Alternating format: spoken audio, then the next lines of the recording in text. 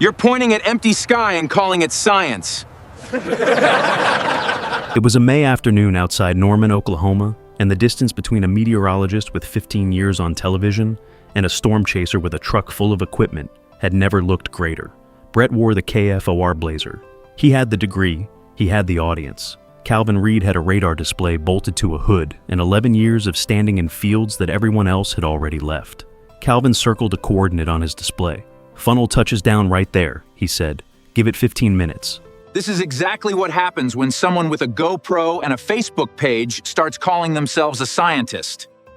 We are looking at the same data. There is no rotation signature strong enough to support that call." A producer covered his mouth. Someone behind the tripod shook his head. The crew let out small laughs that the microphones caught anyway.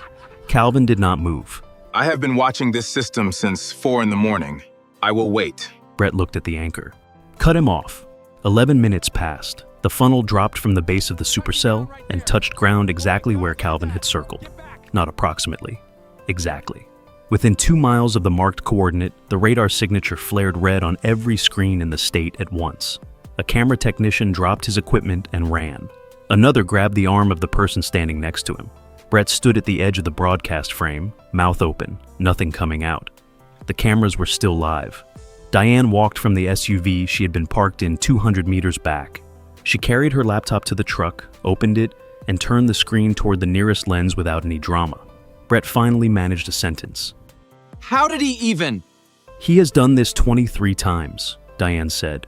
23 consecutive accurate touchdown predictions, all within a margin of 2 miles. Everyone time-stamped and logged." She paused.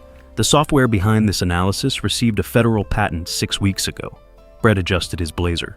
There was nothing left to adjust it toward. Calvin looked at him once, then back at the sky. "I was not overhyping the radar. I was reading it." A title does not make you the sharpest reader in the room. The storms that cost people the most are always the ones that confident people refuse to call.